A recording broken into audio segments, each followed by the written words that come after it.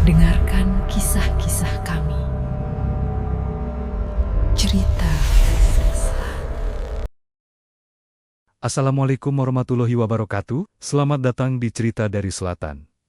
Apa kabar? Semoga kalian semua selalu dalam keadaan sehat dan bahagia. Sebelum lanjut, jangan lupa dukung kami dengan klik tombol subscribe dan komen hadir untuk absennya. Selamat menonton! Angin malam di perbatasan desa Karangmojo tidak sekadar berembus. Udara dingin itu menggigit hingga ke tulang sumsum.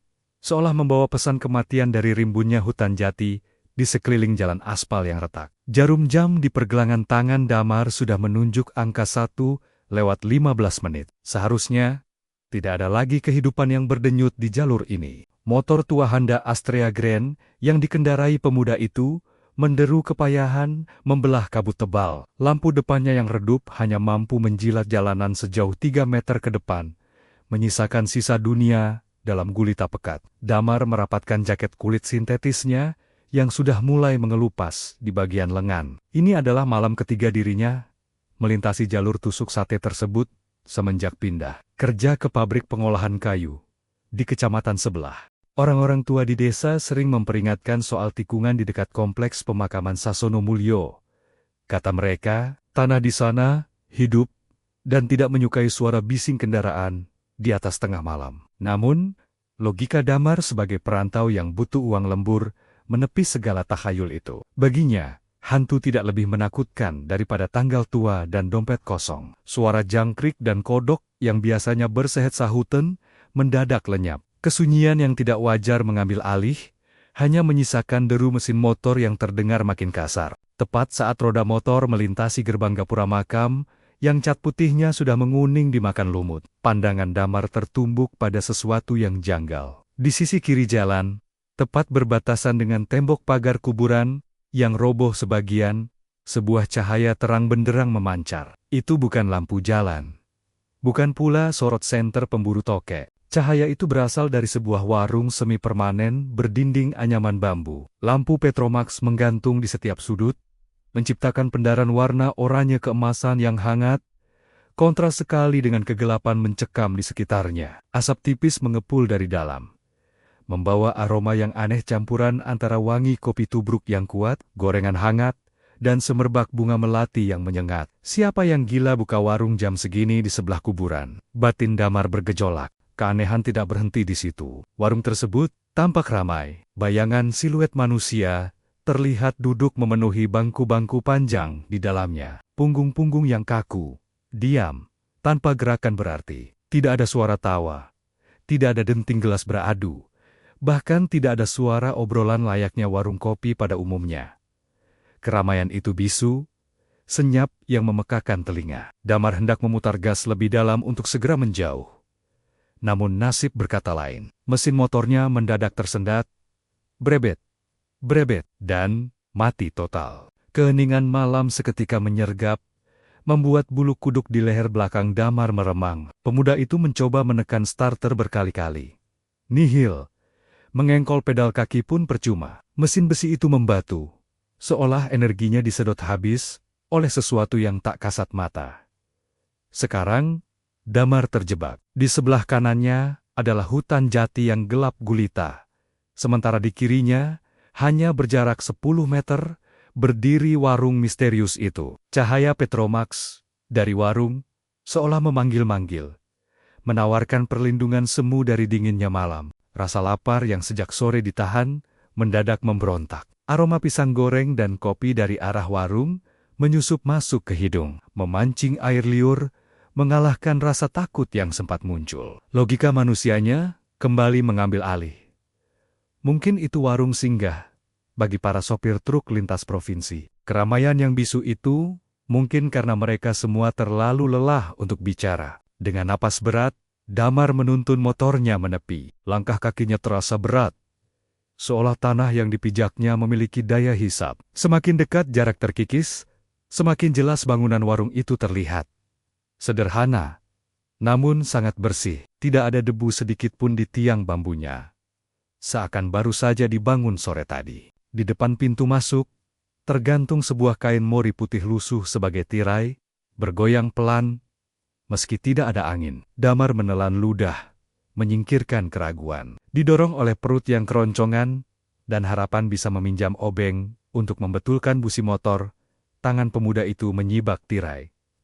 "Permisi, numpang istirahat, Lik," ucap Damar lirik. Seketika, hawa hangat menerpa wajahnya. Bukan hangat yang nyaman, melainkan panas yang membuat keringat dingin menetes di pelipis. Di hadapannya, belasan pengunjung duduk membelakangi pintu masuk. Mereka semua mengenakan pakaian lusuh, beberapa memakai caping tani, ada pula yang memakai seragam tentara zaman dulu yang sudah koyak. Tidak ada satupun yang menoleh, menyambut kedatangannya. Mereka hanya menunduk, menatap kosong ke arah gelas, dan piring di meja kayu jati yang tebal. Damar berdiri kaku di ambang pintu, merasa seperti tamu tak diundang di sebuah perjamuan sakral. Namun, sebelum kakinya sempat mundur untuk lari, sesosok wanita muncul dari balik meja peracik kopi. Sosok itu membuat napas Damar tercekat. Bukan karena seram, melainkan karena kecantikan yang nyaris mustahil ditemukan di desa terpencil ini.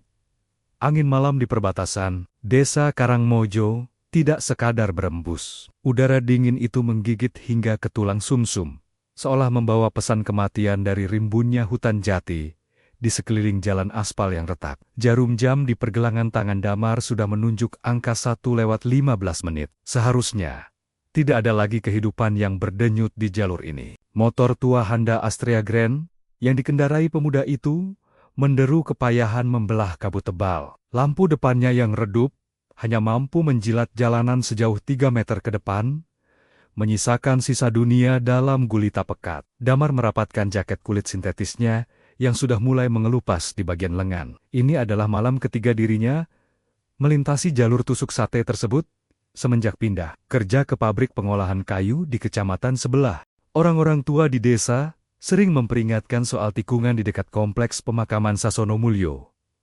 Kata mereka, tanah di sana hidup dan tidak menyukai suara bising kendaraan di atas tengah malam. Namun, logika Damar sebagai perantau yang butuh uang lembur menepis segala takhayul itu. Baginya, hantu tidak lebih menakutkan daripada tanggal tua dan dompet kosong. Suara jangkrik dan kodok yang biasanya bersahat-sahutan mendadak lenyap. Kesunyian yang tidak wajar mengambil alih, hanya menyisakan deru mesin motor yang terdengar makin kasar. Tepat saat roda motor melintasi gerbang gapura makam yang cat putihnya sudah menguning dimakan lumut, pandangan Damar tertumbuk pada sesuatu yang janggal. Di sisi kiri jalan, tepat berbatasan dengan tembok pagar kuburan yang roboh sebagian, sebuah cahaya terang benderang memancar. Itu bukan lampu jalan, bukan pula sorot senter pemburu tokek. Cahaya itu berasal dari sebuah warung semi permanen berdinding anyaman bambu. Lampu Petromax menggantung di setiap sudut, menciptakan pendaran warna oranye keemasan yang hangat, kontras sekali dengan kegelapan mencekam di sekitarnya. Asap tipis mengepul dari dalam, membawa aroma yang aneh campuran antara wangi kopi tubruk yang kuat, gorengan hangat, dan semerbak bunga melati yang menyengat. Siapa yang gila buka warung jam segini di sebelah kuburan? Batin Damar bergejolak. Keanehan tidak berhenti di situ. Warung tersebut tampak ramai. Bayangan siluet manusia terlihat duduk memenuhi bangku-bangku panjang di dalamnya. Punggung-punggung yang kaku, diam, tanpa gerakan berarti. Tidak ada suara tawa. Tidak ada denting gelas beradu, bahkan tidak ada suara obrolan layaknya warung kopi pada umumnya. Keramaian itu bisu, senyap yang memekakkan telinga. Damar hendak memutar gas lebih dalam untuk segera menjauh. Namun nasib berkata lain. Mesin motornya mendadak tersendat, brebet, brebet, dan mati total. Keheningan malam seketika menyergap, membuat bulu kuduk di leher belakang Damar meremang. Pemuda itu mencoba menekan starter berkali-kali. Nihil. Mengengkol pedal kaki pun percuma. Mesin besi itu membatu, seolah energinya disedot habis oleh sesuatu yang tak kasat mata. Sekarang, Damar terjebak. Di sebelah kanannya adalah hutan jati yang gelap gulita. Sementara di kirinya, hanya berjarak 10 meter, berdiri warung misterius itu. Cahaya Petromax dari warung seolah memanggil-manggil, menawarkan perlindungan semu dari dinginnya malam. Rasa lapar yang sejak sore ditahan, mendadak memberontak. Aroma pisang goreng dan kopi dari arah warung menyusup masuk ke hidung, memancing air liur, mengalahkan rasa takut yang sempat muncul. Logika manusianya kembali mengambil alih.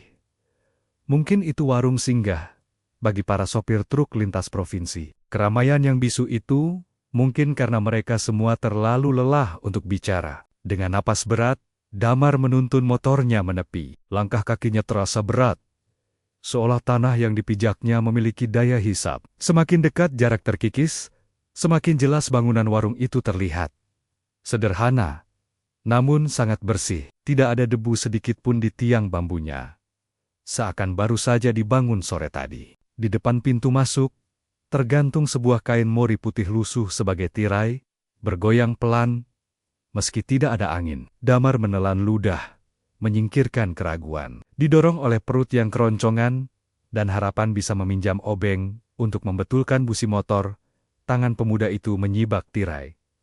"Permisi, numpang istirahat, Lik," ucap Damar lirik. Seketika, hawa hangat menerpa wajahnya. Bukan hangat yang nyaman, melainkan panas yang membuat keringat dingin menetes di pelipis. Di hadapannya, belasan pengunjung duduk membelakangi pintu masuk. Mereka semua mengenakan pakaian lusuh, beberapa memakai caping tani, ada pula yang memakai seragam tentara zaman dulu yang sudah koyak. Tidak ada satu pun yang menoleh menyambut kedatangannya. Mereka hanya menunduk, menatap kosong ke arah gelas dan piring di meja kayu jati yang tebal. Damar berdiri kaku di ambang pintu, merasa seperti tamu tak diundang di sebuah perjamuan sakral. Namun, sebelum kakinya sempat mundur untuk lari, sesosok wanita muncul dari balik meja peracik kopi. Sosok itu membuat napas Damar tercekat, bukan karena seram, melainkan karena kecantikan yang nyaris mustahil ditemukan di desa terpencil ini. Wanita itu tersenyum, sebuah lengkungan bibir yang begitu manis, namun menyembunyikan misteri sedalam palung laut. Kulitnya putih pucat, sehalus pualam, seolah tidak pernah tersentuh teriknya matahari khatulistiwa. Rambut hitam panjangnya digelung sederhana, dengan tusuk konde perak berbentuk melati kuncup. Kebaya lurik berwarna hijau tua membalut tubuh rampingnya dengan pas, dipadu kain jarik bermotif parang rusak yang melilit hingga mata kaki. "Mari mas, silakan duduk." Kebetulan ada satu meja kosong di pojok, suaranya mengalun lembut, mendayu seperti gending Jawa yang diputar lamat-lamat. Nada bicaranya sopan, namun memiliki wibawa yang membuat lutut Damar sedikit lemas. Tanpa sadar, tubuh Damar bergerak sendiri menuruti perintah halus tersebut. Pemuda perantau itu duduk di bangku kayu panjang di sudut ruangan. Meja di hadapannya bersih mengkilap, memantulkan cahaya lampu minyak yang berkedip-kedip, genit di dinding. "Mau pesan apa? Kopi hitam? Wedang jahe? Atau sekadar teh manis panas?" tawar gadis itu. Ia kini berdiri tepat di samping meja Damar. Aroma tubuhnya menguar kuat wangi bunga kantil, bercampur tanah basah sehabis hujan. Wangi yang menenangkan, sekaligus membuat pusing kepala. Damar mengerjap, mencoba mengumpulkan kesadarannya yang sempat buyar. "Kopi hitam saja, Mbak. Sama gorengannya kalau masih ada." "Panggil saja saya Sekar," potong gadis itu cepat, masih mempertahankan senyum misteriusnya. "Kopi hitam spesial untuk Mas Naya yang kemalaman." Sekar berbalik menuju dapur sempit di belakang. Gerakannya begitu halus, nyaris tanpa suara langkah kaki. Kain jariknya menyapu lantai tanah yang dipadatkan, namun anehnya, tidak ada debu yang beterbangan. Damar memperhatikan punggung gadis itu. Terpukau. Di tengah kuburan dan hutan jati, kehadiran bidadari seperti Sekar adalah sebuah anomali besar. Sambil menunggu, mata Damar mulai liar mengamati sekeliling.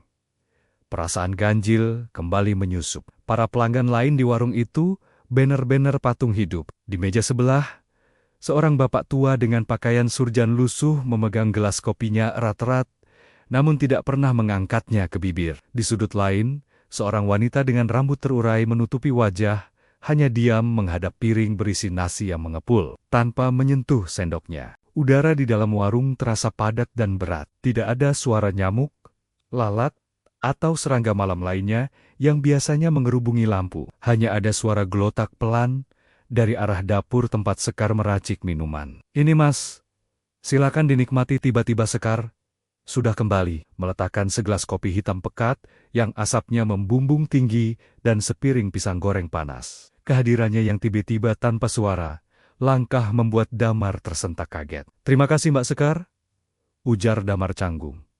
Tangannya meraih gelas kopi itu. Panasnya pas di telapak tangan. Sekali seruput, mata Damar terbelalak. Rasa kopi itu luar biasa. Pahitnya pas.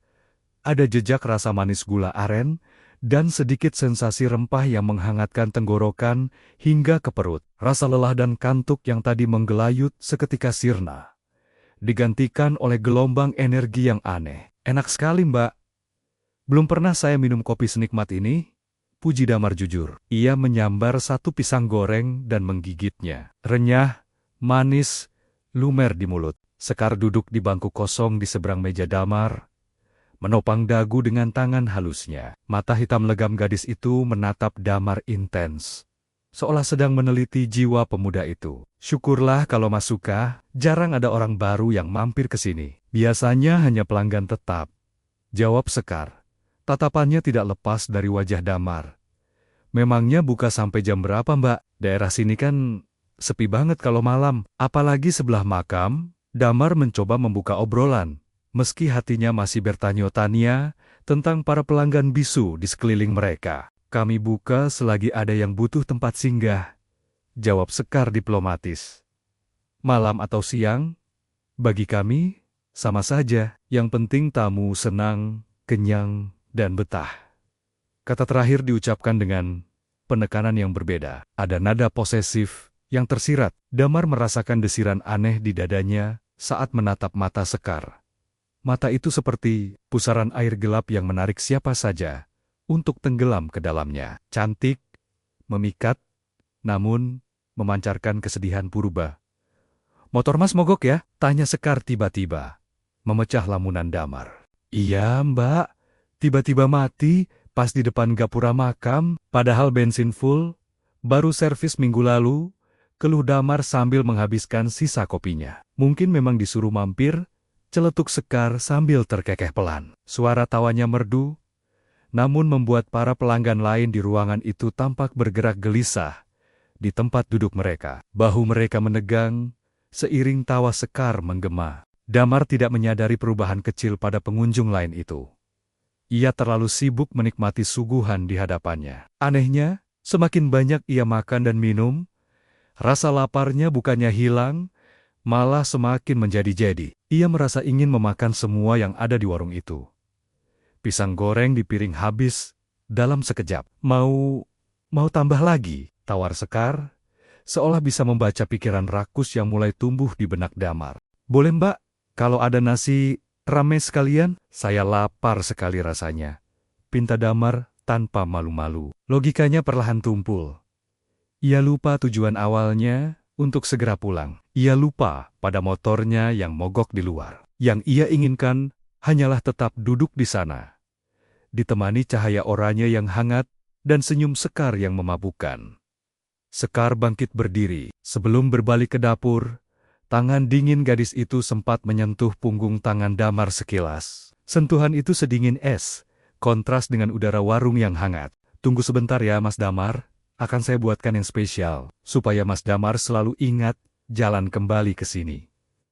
Damar mengangguk, seperti kerbau dicocok hidung. Ia bahkan tidak sadar kapan ia menyebutkan namanya kepada gadis itu. Sementara di luar sana, kabut semakin tebal menyelimuti kuburan tua, dan suara burung hantu mulai terdengar memanggil-manggil, seolah memberi peringatan yang terlambat. Nasi rames itu tandas dalam hitungan menit, seolah lenyap di telan lubang hitam yang mendadak terbuka di perut Damar, bukan sekadar lapar, melainkan hasrat purba yang menuntut kepuasan mutlak. Potongan daging empal yang disajikan terasa begitu lembut, lumer di lidah dengan bumbu rempah yang tidak pernah dikenalnya. Sambal goreng kentangnya memiliki pedas yang menyengat namun nagih, membuat keringat membanjiri pelipis pemuda itu. Damar makan seperti orang kesurupan. Sendok dan garpu berdenting, nyaring beradu dengan piring seng bermotif kembang, menjadi satu-satunya suara gaduh yang memecah keheningan ganjil di warung tersebut. Para pengunjung lain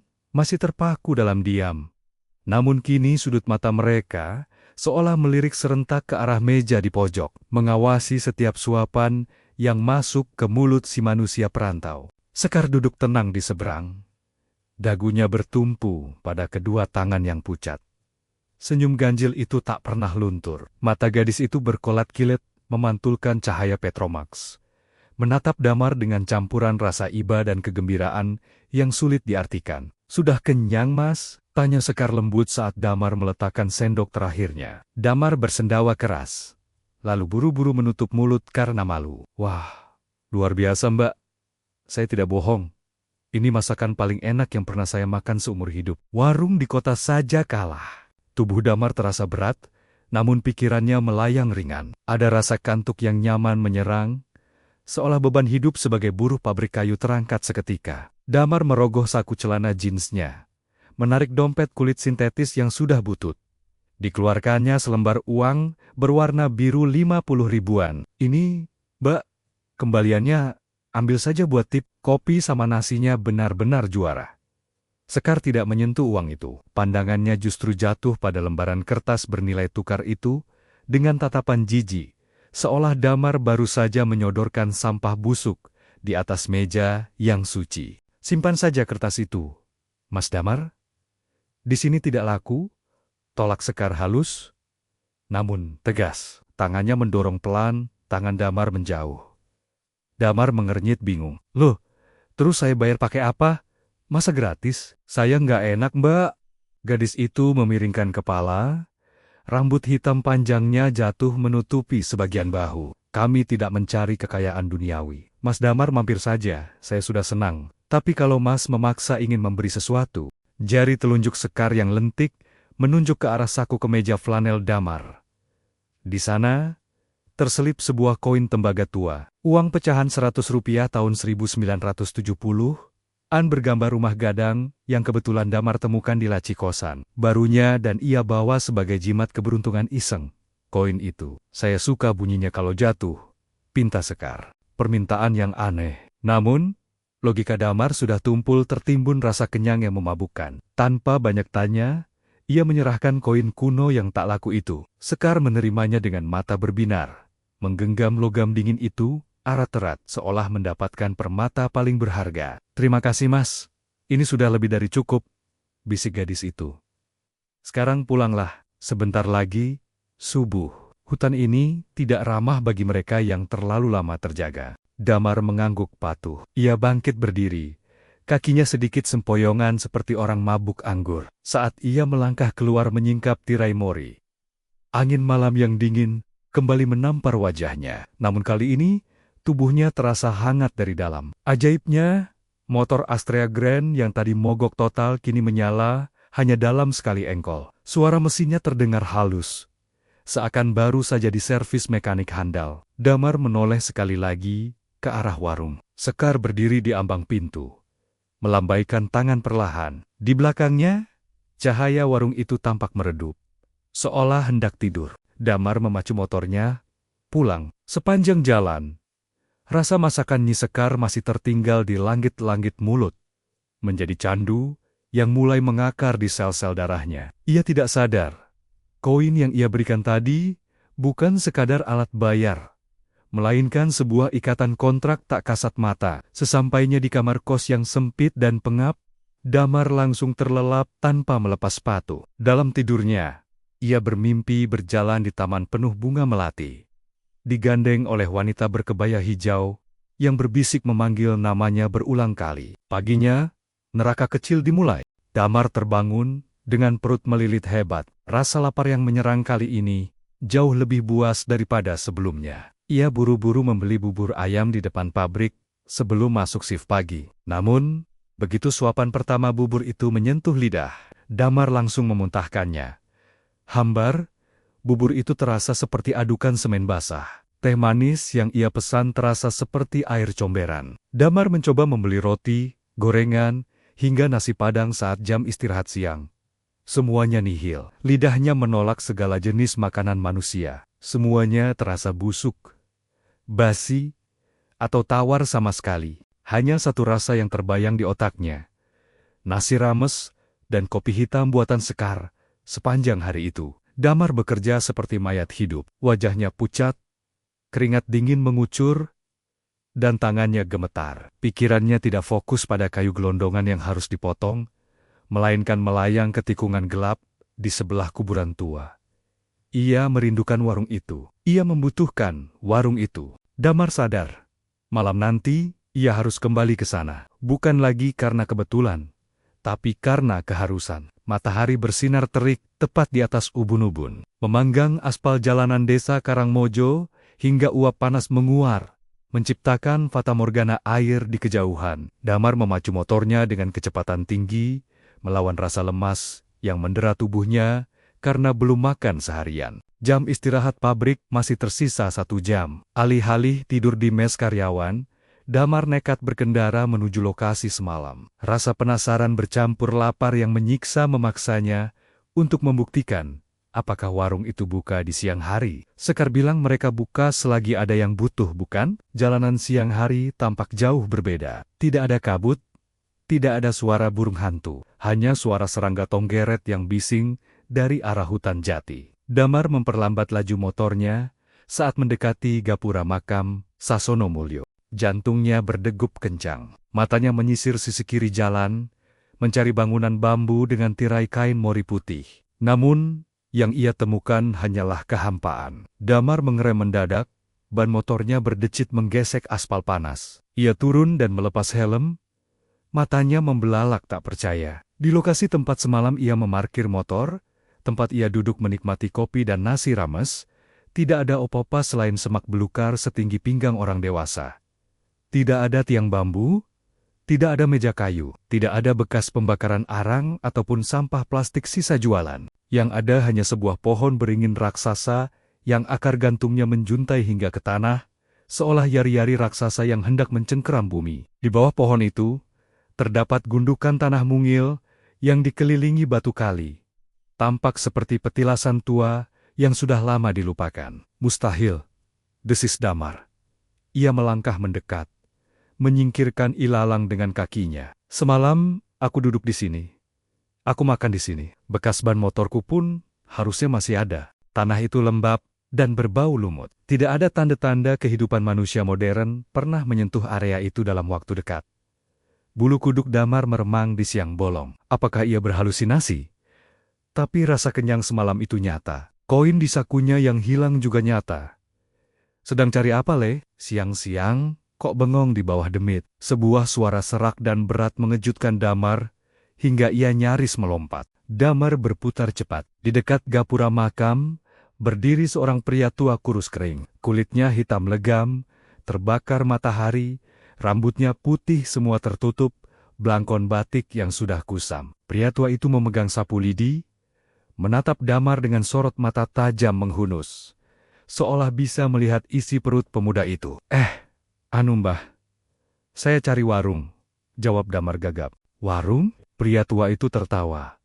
Suara tawanya kering seperti daun yang diinjak. Ia melangkah mendekat, langkahnya pincang, namun cepat. Di sini tidak ada warung, Nak.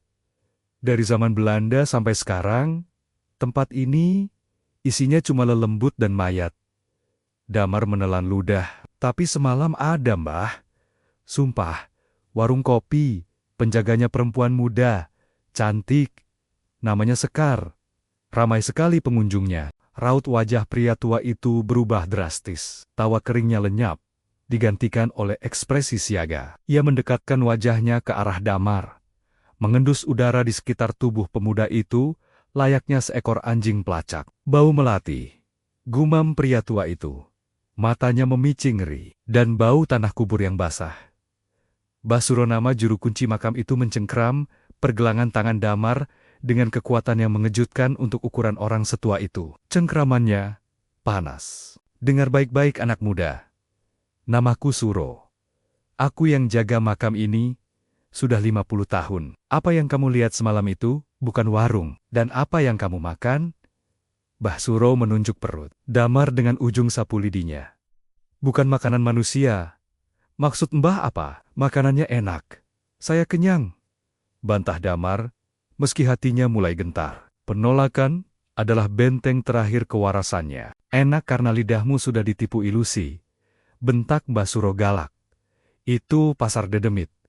Warung itu jebakan. Siapapun yang makan di sana, jiwanya akan terikat. Sekali kamu makan, kamu tidak akan bisa makan makanan dunia lagi. Kamu akan kelaparan sampai mati. Kecuali kamu balik lagi ke sana, minta makanan sama mereka. Kata kota Mbah Suro menohok tepat di jantung masalah Damar. Bubur yang terasa seperti semen, nasi yang terasa basi, itu semua gejalanya. Terus saya harus bagaimana, Mbah? Suara Damar mulai bergetar. Mbah Suro melepaskan cengkeramannya, lalu meludah ke tanah sebagai tolak bala. Jangan pernah kembali ke sana. Tahan laparmu. Minum air zam-zam atau air doa. Kalau kamu balik ke sana malam ini, kamu mungkin tidak akan bisa pulang lagi sebagai manusia utuh. Ingat, Enduk Sekar yang kamu sebut itu, dia yang paling suka koleksi nyawa perjaka.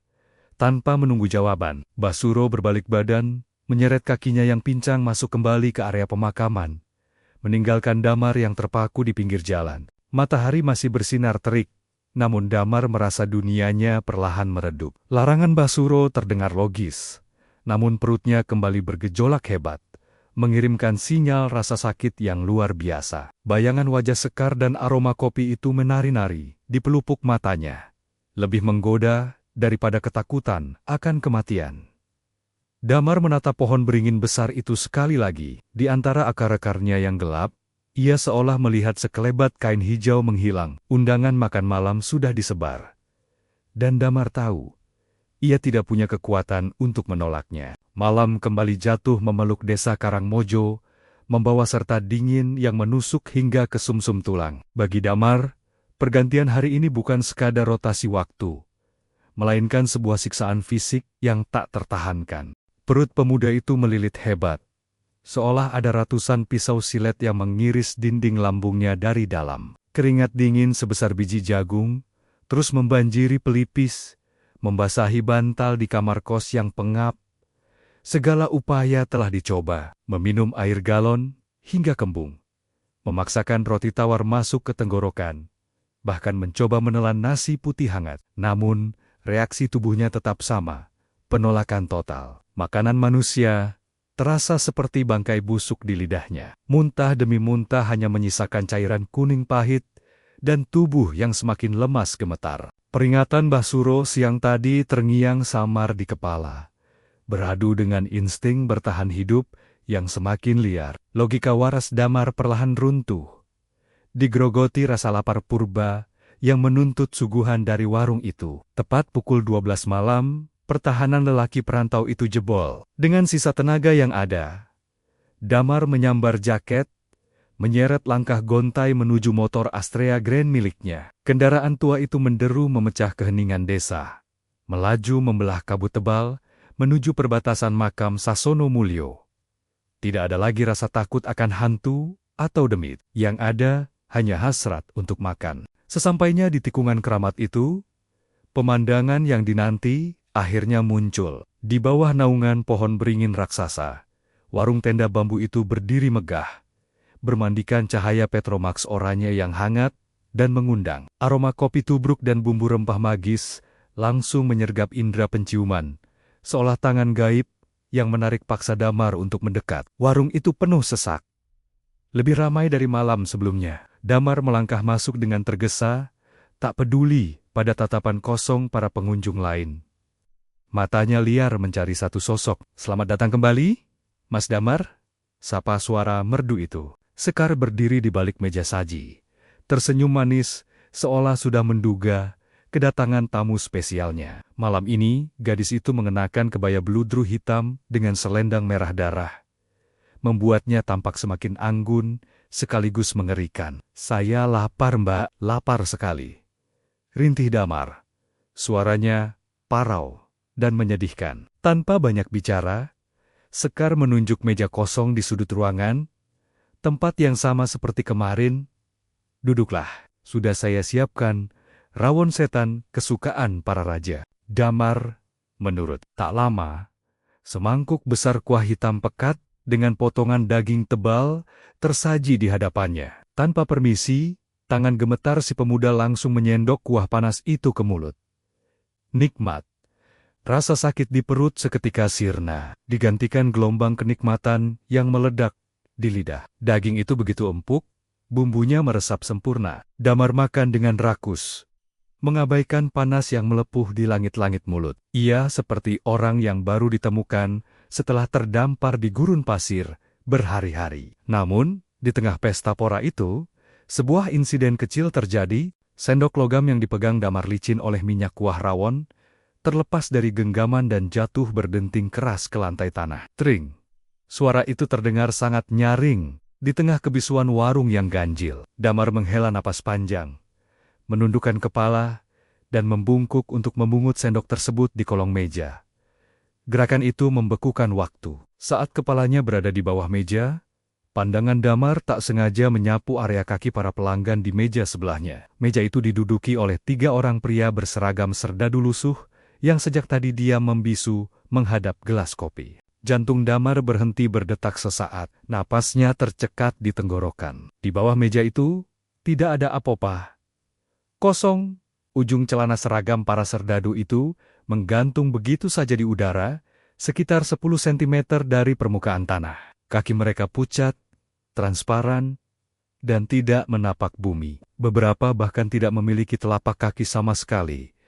Hanya tulang kering yang putus dengan daging terkoyak yang tidak meneteskan darah. Damar membelalak ngeri. Ia mengalihkan pandangan ke meja lain di seberangnya, tempat seorang wanita berambut panjang duduk sendirian. Pemandangan di sana lebih mengerikan. Kain jarik wanita itu melayang, dan di baliknya, terlihat kaki yang terbalik tumit berada di depan. Dunia seakan berputar hebat. Rasa mual yang tadi hilang, kini kembali menyerang dengan brutal. Namun bukan karena lapar. Damar sadar sepenuhnya sekarang. Mbah Suro benar. Tempat ini bukan warung manusia. Orang-orang ini, mereka semua sudah mati. Tubuh Damar kaku di bawah meja, tak berani bangkit. Namun juga tak mungkin terus bersembunyi. Ketakutan purba menjalar dari ujung kaki hingga ubun-ubun. Mas Damar, suara lembut itu terdengar tepat di atas kepalanya. Sepasang kaki, beralaskan selop emas, terlihat berdiri di samping mejanya. Kaki itu menapak tanah. Namun kulitnya seputih mayat. Kenapa lama sekali di bawah sana? Sendoknya kotor ya? Sekar membungkuk sedikit. Wajah cantiknya muncul di celah meja. Menatap Damar yang gemetaran di kolong. Senyum gadis itu masih ada. Namun, matanya tidak lagi ramah. Ada kilatan merah yang menyala di bola mata hitam legam itu. Bangunlah Mas. Tidak sopan mengintip aib tamu-tamu saya. Bisik Sekar. Nadanya halus, namun mengandung ancaman yang tak terbantahkan. Damar merangkak keluar dengan tubuh gemetar hebat. Ia ingin lari, ingin berteriak, namun kakinya terasa dipaku ke lantai. Tatapan Sekar mengunci seluruh saraf motoriknya. Makanannya belum habis, Mas. Sayang kalau dibuang, ujar Sekar seraya menyodorkan sendok baru yang bersih. Habiskan, atau Mas mau bergabung dengan mereka yang menunggu di sini selamanya? Ancaman itu tersamar dalam tawaran makan malam. Damar menatap mangkuk rawon di hadapannya. Daging-daging itu kini terlihat mencurigakan. Namun aroma magisnya kembali menghipnotis otaknya yang lemah. Di antara ketakutan melihat hantu, tanpa kaki dan rasa lapar yang menyiksa, Damar terjebak dalam dilema yang mematikan. Tangan gemetar, Damar kembali menyuapkan nasi ke mulut. Kali ini dibarengi air mata ketakutan yang menetes diam-diam. Ia makan bukan lagi karena nikmat, melainkan karena paksaan tak kasat mata yang menekannya untuk patuh. Setiap kunyahan terasa seperti menelan pasir berduri, namun tubuhnya terus bergerak otomatis di bawah kendali tatapan Sekar. Setelah suapan terakhir tandas, Sekar memberi isyarat tangan. Ikut aku ke belakang, Mas. Di sini terlalu bising oleh duka mereka. Gadis itu berbalik menuju pintu kain di belakang meja kasir. Damar, yang kehilangan kendali atas kehendak bebasnya, bangkit dan mengekor seperti kerbau dicocok hidung. Mereka melewati lorong pendek yang berbau tanah basah dan dupa. Namun, begitu tirai belakang tersibak, pemandangan yang menyambut Damar bukanlah dapur kotor atau tempat cuci piring, melainkan sebuah teras kayu ulin yang megah menghadap langsung ke sebuah taman bunga yang bermandikan cahaya bulan purnama. Tempat ini mustahil ada di belakang warung sempit itu. Taman tersebut luas tak bertepi, dipenuhi bunga sedap malam dan melati yang bersinar dalam gelap. Suara gemericik air terdengar menenangkan dari kolam ikan di kejauhan. Duduklah, perintah Sekar, menunjuk sebuah kursi rotan yang nyaman. Sekar duduk di hadapannya, menuangkan teh dari teko perak ke dalam cangkir kecil. Uap teh itu berbau melati yang sangat pekat, memabukkan. Kamu pasti sudah sadar, Mas Damar. Tamu-tamuku, mereka bukan sejenismu, ucap Sekar tenang, menyesap tehnya dengan anggun. Damar menelan ludah. Suaranya bergetar hebat saat mencoba bicara. Mereka hantu? Sekar tertawa kecil. Suara lonceng perak yang memecah kesunyian. Manusia selalu memberi label kasar pada apa yang tidak mereka pahami. Mereka adalah jiwa-jiwa tersesat. Mereka yang mati penasaran, yang jasadnya tidak ditemukan, atau yang rindu rumah tapi tak tahu jalan pulang. Warungku adalah terminal transit sebelum mereka menyeberang, atau kembali gentayangan. Dan kamu? Damar memberanikan diri bertanya. Matanya menatap wajah gadis yang kecantikannya tak masuk akal itu. Kamu siapa? Sekar. Kamu bukan hantu seperti mereka. Gadis itu meletakkan cangkirnya. Tatapannya berubah sendu, namun dalam. Aku bukan hantu, Mas. Aku orang Bunian, penjaga perbatasan hutan ini dan alam sana. Bangsaku hidup di sela-sela waktu kalian. Tak terlihat, tapi ada. Pengakuan itu membuat darah Damar berdesir dingin. Cerita tentang orang Bunian sering ia dengar di kampung halamannya, makhluk halus, penghuni hutan yang suka menculik manusia untuk dijadikan pasangan atau budak. Mereka dikenal memiliki paras rupawan dan kekayaan melimpah. Namun dunia mereka adalah jebakan waktu yang mematikan. Kenapa aku? Tanya Damar lirih. Kenapa kamu membiarkan aku masuk? Basuro bilang, tempat ini berbahaya. Sekar bangkit, mendekati Damar. Jemari dinginnya menyentuh pipi pemuda itu, mengelusnya perlahan. Sentuhan itu mengirimkan sengatan listrik aneh yang membuat seluruh tubuh Damar meremang. Karena aku bosan, Mas, bisik Sekar tepat di telinga Damar. Ribuan purnama aku hanya melayani mereka yang sudah mati, yang wajahnya rusak dan penuh amarah. Lalu kamu datang, tersesat, polos, dan hidup. Darahmu hangat, jantungmu berdetak. Kamu seperti nyala api di duniaku yang dingin. Gadis Bunian itu menatap lekat-lekat ke dalam mata Damar. Aku menyukaimu, Damar. Masakan yang kamu makan, itu bukan racun.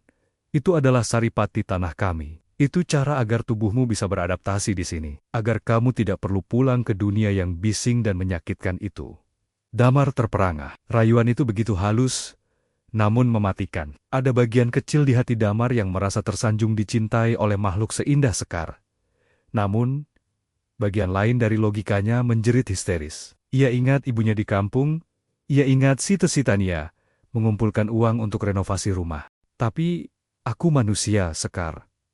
Aku punya kehidupan di sana. Bantah Damar lemah. Kehidupan macam apa? Potong Sekar tajam. Menjadi buruh pabrik yang diperas keringatnya demi upah murah, makan nasi bungkus yang tak layak, tidur di kamar sempit sendirian. Di sini, Mas. Sekar merentangkan tangannya, memperlihatkan kemewahan taman gaib di sekeliling mereka. Di sini, kamu akan menjadi raja. Kamu tidak akan pernah lapar, tidak akan pernah sakit, dan tidak akan pernah tua. Temani aku, Damar. Jadilah pendampingku menjaga warung ini. Tawaran itu menggantung di udara, berat dan menggoda. Damar merasakan pusing yang semakin menjadi. Aroma melati semakin kuat, menekan kesadarannya hingga ke titik nadir. Wajah Sekar perlahan mendekat. Bibir merahnya menyunggingkan senyum kemenangan. Cukup ucapkan iya, Mas. Dan kamu tidak akan pernah merasakan derita manusia lagi. Dalam keremangan cahaya bulan magis itu, Damar bimbang. Ketakutan akan kematian bertarung hebat dengan janji keabadian yang ditawarkan sang gadis Bunian. Namun, ia tidak sadar.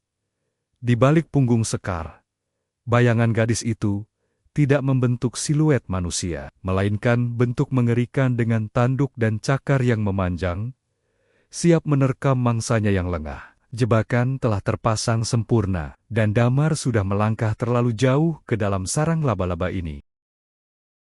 Sinar matahari pagi yang menembus celah ventilasi kamar kos, Damar tidak membawa kehangatan, melainkan menyoroti pemandangan yang menyedihkan. Di atas kasur busa tipis, yang seprainya kusut masai, tubuh pemuda itu tergeletak kaku. Kulitnya yang dulu sawo matang kini berubah warna menjadi kelabu pucat.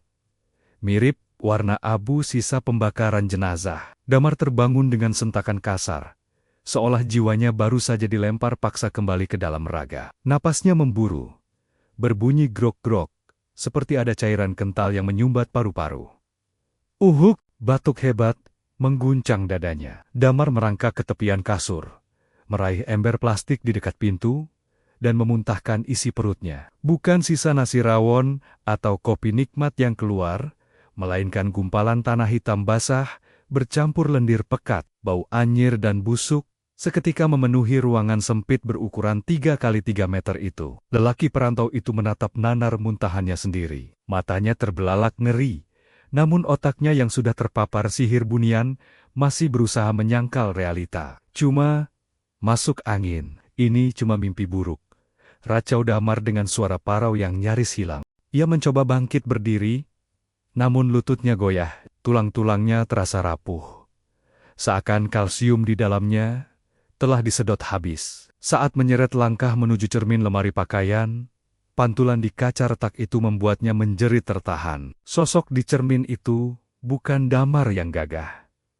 Itu adalah mayat hidup, pipi tirus, mata cekung dengan lingkaran hitam legam, dan bibir pika-pika yang membiru. Ada jejak tanah kering di sudut bibir dan sela-sela gigi, seolah semalaman ia habis menggerogoti nisan kuburan. Dok, dok, dok. Pintu kamar digedor keras, membuat jantung Damar nyaris copot. Buka pintunya, Le. Aku tahu kamu di dalam. Baumu sudah sampai ke jalan raya. Suara serak itu tidak asing. Itu suara Mbah Suro. Tanpa menunggu jawaban, engsel pintu tua yang rapuh itu didobrak paksa. Pria tua penjaga makam itu berdiri di ambang pintu.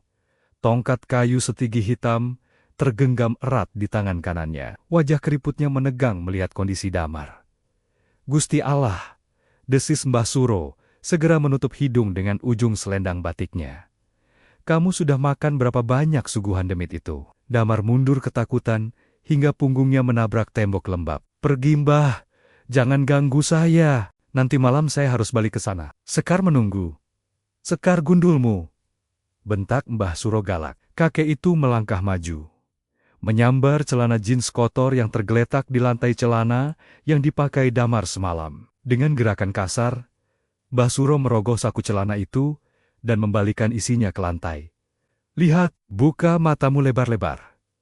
Ini yang kamu bilang kembalian uang, ini yang kamu bilang sisa makanan. Benda-benda itu berjatuhan. Bukan koin logam atau lembaran rupiah, melainkan puluhan lembar daun nangka kering yang sudah rapuh. Dan yang lebih mengerikan, bungkusan plastik yang Damar ingat berisi sisa gorengan untuk bekal sahur. Kini pecah berhamburan. Isinya bukan pisang goreng atau bakwan, melainkan gumpalan cacing tanah merah yang menggeliat-geliat jijik, serta beberapa ekor kelabang mati yang tubuhnya sudah gepeng. Dunia Damar runtuh seketika. Fakta mengerikan itu menghantam kesadarannya tanpa ampun. Daun kering, cacing, kelabang. Jadi, selama ini ia memakan sampah hutan dan penghuni tanah kuburan. Rawon lezat itu hanyalah lumpur comberan yang diberi mantra ilusi. Hue, Damar kembali muntah. Kali ini, hanya air liur bercampur darah segar. Lambungnya memberontak, menyadari benda-benda najis yang telah dicernanya. Mbah Suro mendekat, menempelkan telapak tangannya yang panas ke dahi Damar.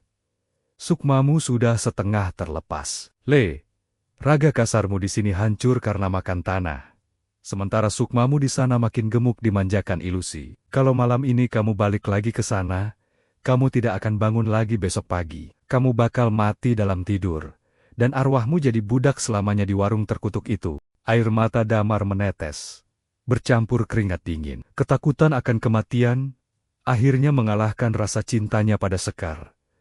Tolong saya, Mbah. Saya tidak mau mati konyol begini. Mbah Suro menghela napas berat. menatap iba pada pemuda bodoh di hadapannya. Nanti malam adalah malam Jumat Kliwon. Puncaknya, energi mereka. Si enduk bunian itu pasti akan memaksamu datang untuk ikatan terakhir. Kita harus lawan. Atau namamu cuma bakal jadi tambahan di batu nisan tanpa mayat. Matahari tenggelam terlalu cepat hari itu, seolah takut menyaksikan apa yang akan terjadi. Kegelapan merayap, menelan desa Karangmojo, membawa serta angin kencang yang menderu-deru, menggoyangkan pepohonan hingga berbunyi gemerisik seperti bisikan ribuan arwah. Di kamar kosnya, Damar duduk bersila di tengah lingkaran garam kasar yang ditabur Mbah Suro. Tubuhnya menggigil, bukan karena dingin, melainkan karena panggilan itu datang lagi. Kali ini panggilannya jauh lebih kuat. Bukan suara lembut di telinga, melainkan tarikan magnetis di dalam dada. Jantung Damar berdegup seirama dengan suara gamelan yang sayop-sop terdengar dari kejauhan dari arah kuburan Sasono Mulyo. Neng, ning, nung, gong. Irama mistis itu menyusup masuk menembus tembok, menembus kaca jendela, langsung menghunjam ke otak. Jangan didengar, Le. Baca doa terus. Perintah Mbah Suro yang duduk berjaga di depan pintu.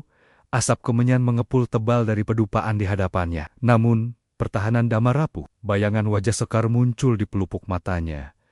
Lebih nyata dari dinding kamar. Gadis itu menangis.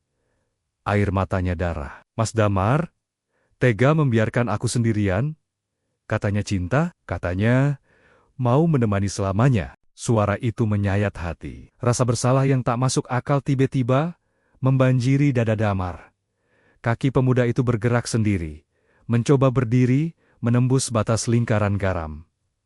Duduk, bentak Mbah Suro, sambil memukul lantai dengan tongkatnya. Tapi kekuatan pelet bunian di malam Jumat Kliwon bukan tandingan tekad manusia biasa. Mata Damar mendadak putih semua.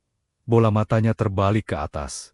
Kesadarannya diambil alih sepenuhnya. Tanpa mempedulikan teriakan Mbah Suro, tubuh Damar menerjang jendela kaca hingga pecah berantakan. Darah mengucur dari lengan dan pelipisnya.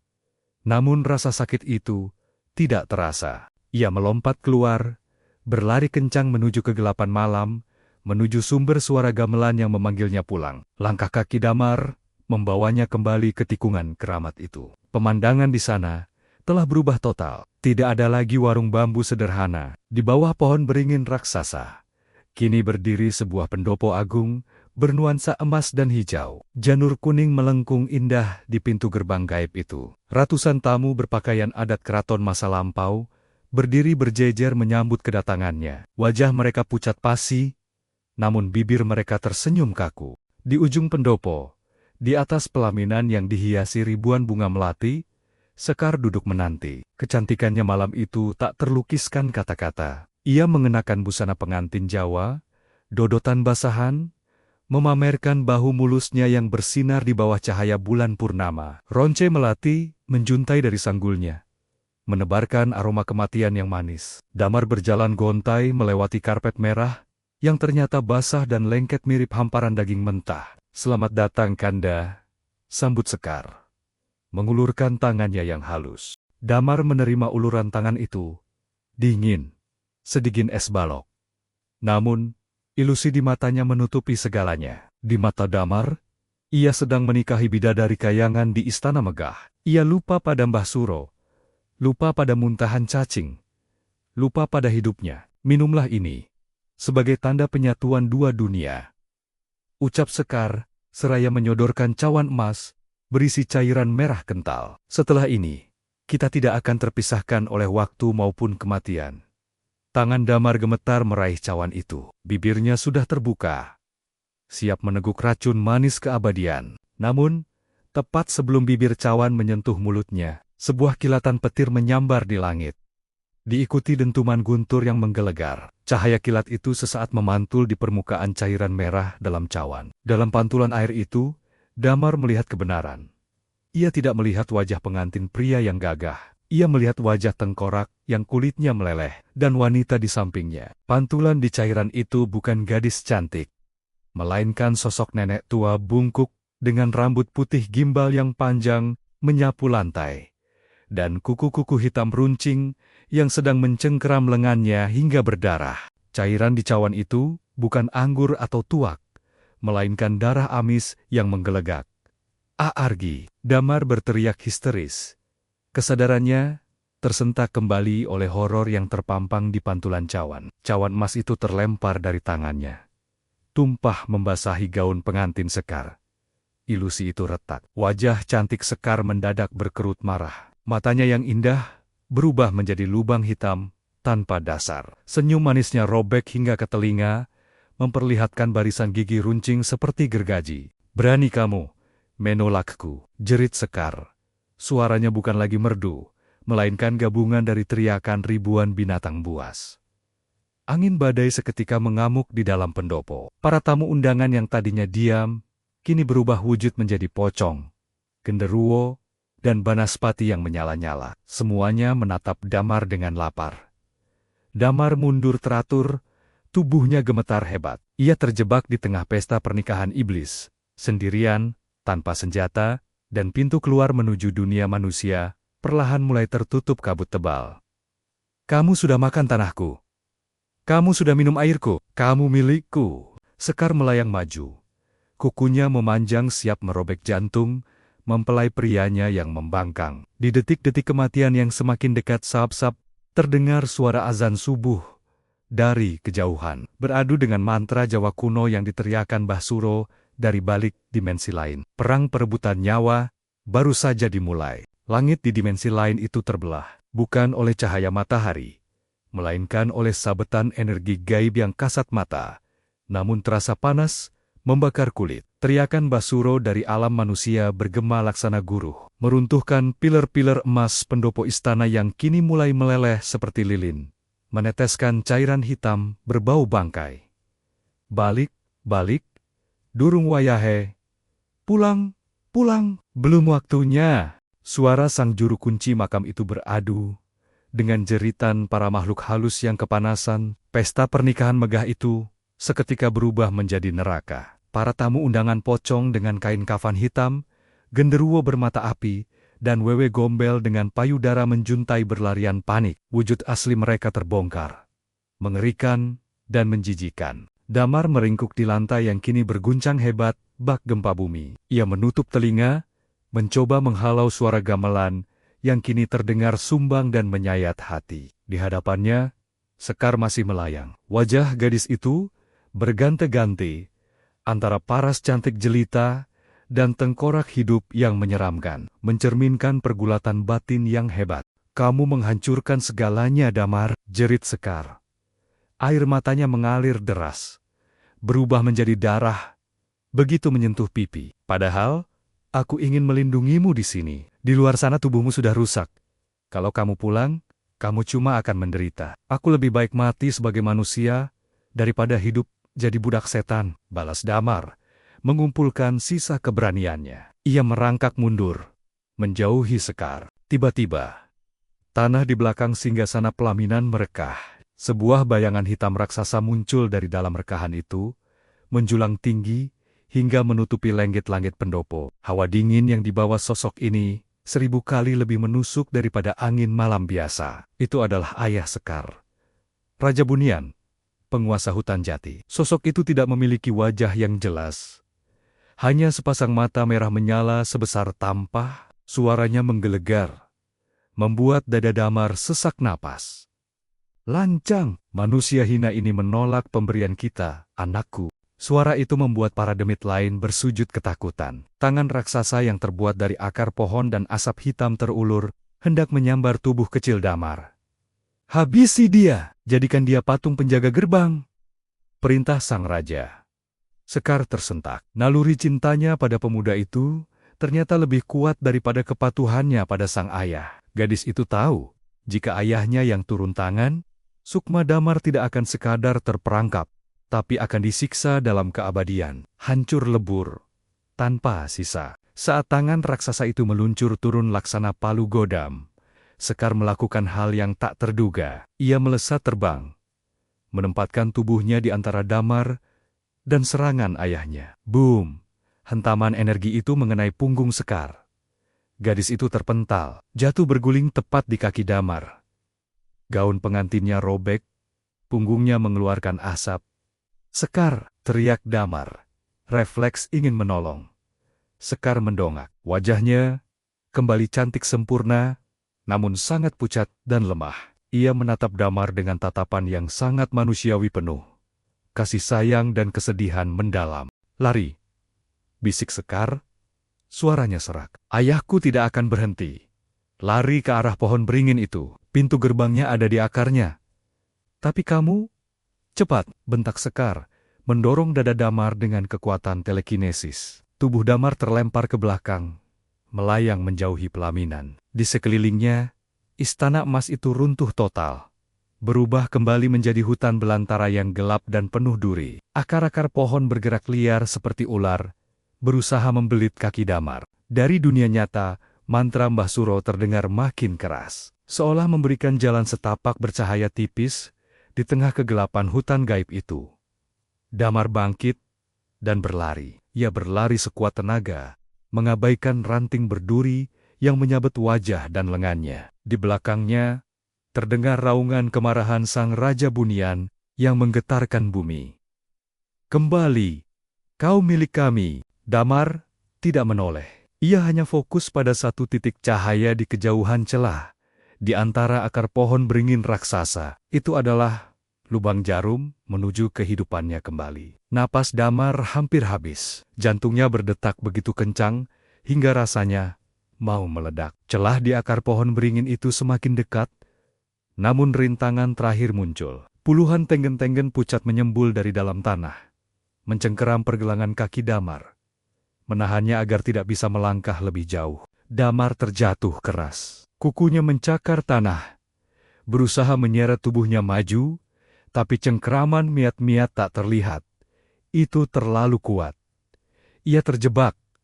"Lepaskan!" erang Damar putus asa. Dari arah belakang, angin kencang berhembus membawa aroma melati yang sangat kuat. Sekar datang. Gadis itu tidak lagi berjalan, melainkan melayang dengan sisa tenaganya. Wajahnya sayu, namun tekadnya membaja. Ia mengangkat kedua tangannya, dan seketika tenggen-tenggen mayat yang menahan Damar terbakar api biru, memekik kesakitan, lalu masuk kembali ke dalam tanah. Jalan terbuka. Damar merangkak bangun, menatap Sekar untuk terakhir kalinya. Jarak mereka hanya beberapa meter, namun rasanya terpisah ribuan kilometer. Di ufuk timur dimensi itu, garis cahaya fajar mulai terlihat, fajar yang nyata, fajar dari dunia manusia. Suara tarhim puji-pujian sebelum subuh dari masjid desa Sap-Sap terdengar, membakar kulit para penghuni kegelapan. "Pergilah, Mas," ucap Sekar. Air matanya menetes menjadi butiran kristal. "Duniaku bukan tempatmu. Maafkan aku yang egois, ingin memilikimu." "Sekar, ikutlah," ucap Damar bodoh. Tahu itu mustahil. Sekar tersenyum pahit, menggeleng pelan. "Aku terikat pada tanah ini. Jika aku keluar, aku akan musnah menjadi debu. Kamu yang masih punya waktu, hiduplah, Damar, hiduplah, dan lupakan warung ini." Sosok Raja Bunian di belakang sana kembali bangkit, siap melancarkan serangan terakhir untuk menghancurkan mereka berdua. Melihat itu, Sekar berteriak histeris. "Lompat sekarang!" Gadis itu mengibaskan selendangnya, menciptakan gelombang angin dahsyat yang menghantam punggung Damar, mendorong pemuda itu masuk paksa ke dalam celah akar pohon beringin. Dunia berputar, gelap, dan mual. Sensasinya seperti ditarik paksa dari dalam air yang dalam menuju permukaan. Telinga Damar berdengung hebat. "Allahu Akbar! Allahu Akbar!"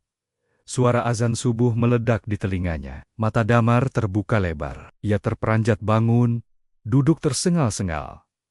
Ia tidak berada di istana emas. Ia tidak berada di hutan berduri. Ia sedang duduk bersimpuh di atas tanah basah, di samping kuburan tua Sasono Mulyo, tepat di bawah pohon beringin besar. Di hadapannya, Mbah Suro tergeletak pingsan dengan hidung berdarah, keris pusakanya tertancap di tanah, hingga bilahnya bengkok. "Mbah," seru Damar, suaranya parau. Tubuh Damar terasa remuk redam.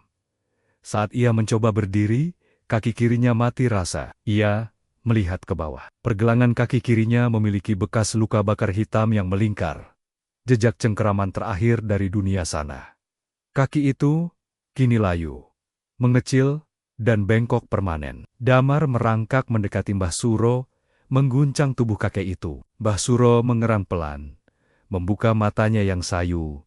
"Urip, isi urip kowe, hidup. Masih hidup kamu nak," bisik Mbah Suro lemah. Damar mengangguk sambil menangis. Ia memeluk kakek itu. Mereka selamat. Sinar matahari pagi mulai menyinari area pemakaman. Kabut tebal perlahan menghilang. Damar menoleh ke arah lahan kosong di sebelah pohon beringin. Tempat warung itu biasa berdiri. Tidak ada apa-apa di sana. Hanya semak belukar, tanah lapang, dan sebuah nisan tua tak bernama yang sudah miring, separuh tertimbun tanah. Di atas nisan berlumut itu, tumbuh sebatang bunga melati yang mekar segar. Satu-satunya keindahan di tengah suramnya kuburan. Aroma melati itu sama persis dengan aroma tubuh Sekar. Damar tidak lagi tinggal di desa Karangmojo. Ia pulang ke kampung halamannya. Bekerja membuka usaha tambal ban kecil-kecilan. Ia berjalan pincang, harus menggunakan tongkat penyangga seumur hidupnya. Dokter bilang itu polio mendadak atau saraf mati. Tapi Damar tahu, itu adalah tanda mata dari perbatasan dua dunia. Tubuhnya sudah pulih. Berat badannya kembali normal, dan ia sudah bisa makan nasi seperti manusia biasa. Namun, ada satu hal yang tidak pernah hilang. Setiap kali ia sendirian di tengah malam yang sunyi, dan angin berhembus dari arah utara, ia akan mencium aroma kopi tubruk dan bunga melati yang sangat pekat. Kadang, di sudut matanya, ia melihat sekelebat bayangan wanita berkebaya hijau, tersenyum padanya. Damar tidak pernah lari lagi. Ia hanya akan tersenyum tipis, memejamkan mata, dan berbisik pelan, "Terima kasih, Sekar," dan aroma itu akan menghilang, menyisakan kerinduan yang tak akan pernah terucap. Terkubur bersama rahasia warung di sebelah kuburan yang kini tak lagi pernah terlihat oleh mata manusia manapun.